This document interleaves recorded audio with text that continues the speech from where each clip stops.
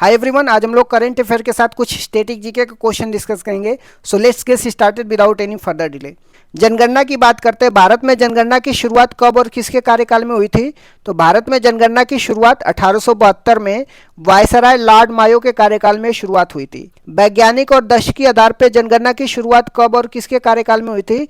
वैज्ञानिक और दशकीय आधार पर हर 10 वर्ष में जनगणना की शुरुआत 1881 में वायसराय लॉर्ड रिपन के कार्यकाल में हुई थी। 2011 की जनगणना का क्रम क्या था? 2011 की जनगणना कुल मिला के 15वें क्रम की थी, स्वतंत्र भारत के हिसाब से 7वें क्रम की थी और दशकीय आधार पर 14वें क्रम की थी। महाविभाजक वर्ष किसे कहा जाता है और क्यों? 1921 को महाविभाजक वर्ष कहा जाता है क्योंकि 1911 से 21 के दशक में अकाल और महामारियों के कारण जनसंख्या वृद्धि न्यूनतम रही है। जनसंख्या बढ़ने के बजाय घट रही थी। 2011 की जनगणना के आयुक्त और आदर्श वाक्य क्या थे? तो आयुक्त चंद्रमौली साहब थे और आदर्श वाक्य हमारी जनगणना हमारा भविष्य, आर सेंसस आर फ्यूचर है। 2011 की जनगणना के अनुसार भारत की कुल जनसंख्या दशकीय वृद्धि दर कितनी थी? कुल जनसंख्या की बात करते 121.09 करोड़ थी, जिसमें भारत चीन के बाद दूसरे स्थान पे था। दशकीय वृद्धि दर की बात करते हैं 2001 से 2011 तक 17.7% थी। सर्वाधिक और न्यूनतम जनसंख्या वाला राज्य कौन से थे? तो सर्वाधिक जनसंख्या वाला राज्य उत्तर प्रदेश, जिसमें 16.51%, और इसके बाद महाराष्ट्र, बिहार और पश्चिम बंगाल है। न्यूनतम जनसंख्या वाला राज्य सिक्किम है, जिसमें 0.05%, इसके बाद मिजोरम और अरुणाचल प्रदेश है। सर्वाधिक और न्यूनतम दशकीय वृद्धि दर वाला राज्य कौन से थे? सर्वाधिक दशकीय वृद्धि दर वाला राज्य मेघालय है, जिसका 27.9% वृद्धि दर है। न्यूनतम ऋणात्मक वृद्धि वाला नागालैंड है, जिसमें -0.6% वृद्धि दर थी। यह एकमात्र राज्य था जहां जनसंख्या वृद्धि दर ऋणात्मक थी। भारत की जनसंख्या घनत्व कितना है? सर्वाधिक और न्यूनतम जनसंख्या घनत्व वाला राज्य कौन से हैं? तो भारत की जनसंख्या घनत्व 382 व्यक्ति प्रति वर्ग किलोमीटर है। सर्वाधिक जनसंख्या घनत्व बिहार का है, 1106 व्यक्ति प्रति वर्ग किलोमीटर है। न्यूनतम जनसंख्या घनत्व वाला राज्य अरुणाचल प्रदेश है, जिसमें 17 व्यक्ति प्रति वर्ग किलोमीटर है। भारत का लिंगानुपात कितना है? सर्वाधिक और न्यूनतम लिंगानुपात वाले राज्य कौन से हैं? भारत का लिंगानुपात की बात करते हैं 943 महिलाएं प्रति 1000 पुरुष पे है। सर्वाधिक लिंगानुपात की बात करते हैं केरल का है, 1084 महिलाएं हैं प्रति 1000 पुरुष पे। न्यूनतम लिंगानुपात की बात करते हैं हरियाणा है, जिसमें 879 महिलाएं हैं प्रति 1000 पुरुष पे। भारत की साक्षरता दर कितनी है? सर्वाधिक और न्यूनतम साक्षरता वाला राज्य कौन से हैं? तो भारत की साक्षरता दर 73% है। पुरुष की साक्षरता दर की बात करते हैं 80.09% है और महिला की साक्षरता दर की बात करते हैं 64.60% है। सर्वाधिक साक्षरता की बात करते हैं केरल का है, 94% है और न्यूनतम साक्षरता बिहार का है, 61.80% है। सर्वाधिक अनुसूचित जाति वाला राज्य कौन से है? तो संख्या के आधार पर उत्तर प्रदेश है, प्रतिशत के आधार पर पंजाब है। राज्य की जनसंख्या का 32% जनसंख्या पंजाब में अनुसूचित जाति का है। सर्वाधिक अनुसूचित जनजाति जनसंख्या वाला राज्य कौन से है? संख्या के आधार पर मध्य प्रदेश सर्वाधिक अनुसूचित जनजाति वाला राज्य है। प्रतिशत के आधार पर मिजोरम है, जिसकी राज्य की 94% जनसंख्या शेड्यूल ट्राइब की है। बाल लिंगानुपात की बात करते हैं 0 से 6 वर्ष की आयु में। अरुणाचल प्रदेश में बाल लिंगानुपात 972 है, जो शीर्ष पे है, जबकि हरियाणा में 834 है, सबसे न्यूनतम बाल लिंगानुपात है। जो बाल लिंगानुपात है 0 से 6 वर्ष की आयु के बीच की गणना है। सर्वाधिक ग्रामीण जनसंख्या प्रतिशत में बात करते हैं हिमाचल प्रदेश में सबसे ज़्यादा ग्रामीण जनसंख्या है। राज्य की 90% जनसंख्या गाँवों में रहती है। सर्वाधिक शहरी जनसंख्या की बात करते हैं प्रतिशत में गोवा है, 62.2% जनसंख्या शहरों में रहती है गोवा में।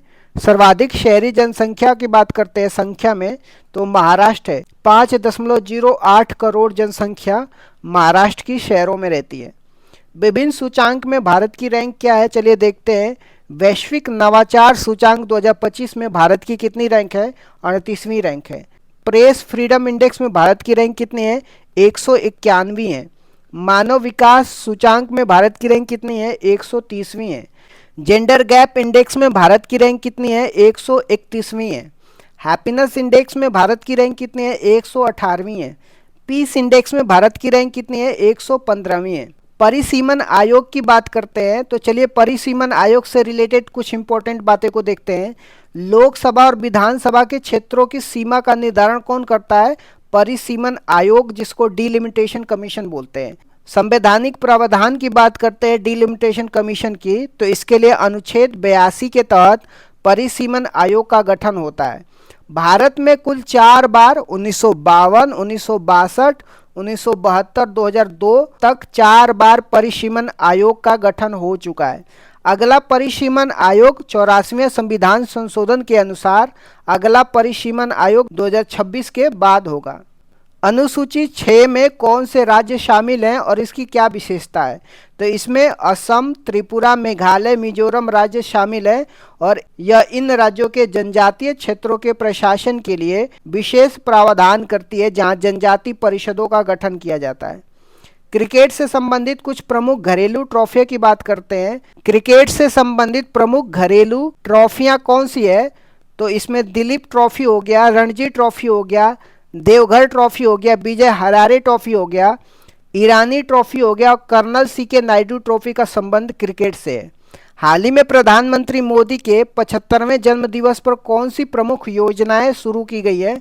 मध्य प्रदेश के धार जिले से कई योजनाएं शुरू की गई हैं, जिसमें स्वस्थ नारी सशक्त परिवार अभियान महिलाओं और बच्चों के स्वास्थ्य से संबंधित है। राष्ट्र पोषण माह 8वें क्रम का है।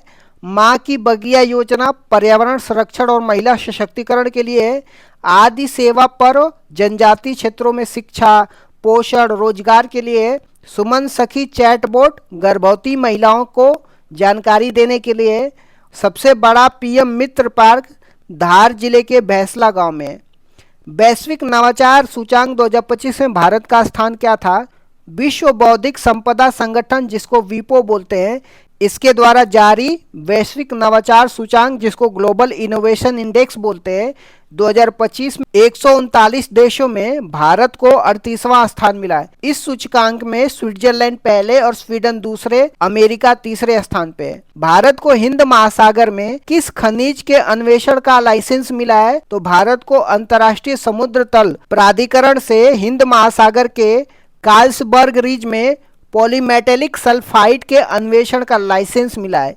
यह एक ऐसा क्षेत्र है जहां सोना, चांदी, जिंक और कॉपर जैसी बहुमूल्य धातुएं मिलती है। भारत किस देश के साथ डिएगो गार्सिया में उपग्रह ट्रैकिंग स्टेशन स्थापित कर रहा है? तो भारत मॉरिशस के साथ हिंद महासागर में स्थित डिएगो गार्सिया में एक उपग्रह ट्रैकिंग और संचार स्टेशन स्थापित कर रहा है। इसका मुख्य उद्देश्य हिंद महासागर में चीन की गतिविधियों पर नजर रखना है। एल्युमिनियम आयन बैटरी किसने और कहां विकसित किया है? बेंगलुरु स्थित नैनो और मृदु पदार्थ विज्ञान केंद्र ने एल्युमिनियम आयन बैटरी विकसित की है। यह बैटरी लिथियम आयन बैटरी की तुलना में हल्की, सस्ती और अधिक सुरक्षित और पर्यावरण के अनुकूल है। स्वस्थ नारी सशक्त परिवार अभियान की शुरुआत कहां से हुई है? प्रधानमंत्री मोदी ने अपने 75वें जन्म दिवस पर मध्य प्रदेश के धार जिले से स्वस्थ नारी सशक्त परिवार अभियान शुरुआत की है। यह अभियान 17 सितंबर से 2 अक्टूबर तक चलेगा, जिसका उद्देश्य महिलाओं और बच्चों के स्वास्थ्य में सुधार करना है।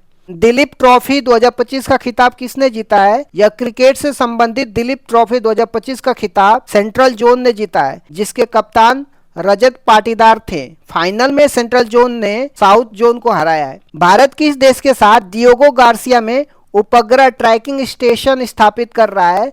भारत मॉरिशस के साथ हिंद महासागर में स्थित डिएगो गार्सिया में एक उपग्रह ट्रैकिंग और संचार स्टेशन स्थापित कर रहा है। हिंद महासागर में चीन की गतिविधियों पर नजर रखना है। इटली के किस ज्वालामुखी में हाल ही में विस्फोट हुआ है? तो इटली में स्थित माउंट एटना ज्वालामुखी में हाल ही में विस्फोट हुआ है। फीडे ग्रैंड स्विस 2025 का खिताब किसने जीता है? उज्बेकिस्तान के समरकंद में आयोजित इस शतरंज टूर्नामेंट में पुरुष वर्ग में अनीस गिरी और महिला वर्ग में वैशाली रमेश बाबू ने खिताब जीता है। फ्रेंच ओपन 2025 का खिताब किसने जीता है? पुरुष एकल में स्पेन के कार्लेस अल्कराज ने जीता है। महिला एकल में अमेरिका की कोको गॉफ ने जीता है। इस तरीके से मैंने कुछ इंपॉर्टेंट करंट अफेयर और साथ ही साथ स्टैटिक जीके के क्वेश्चन भी डिस्कस कर दिया है। Thank you so much guys, keep loving, keep supporting, bye bye, see you.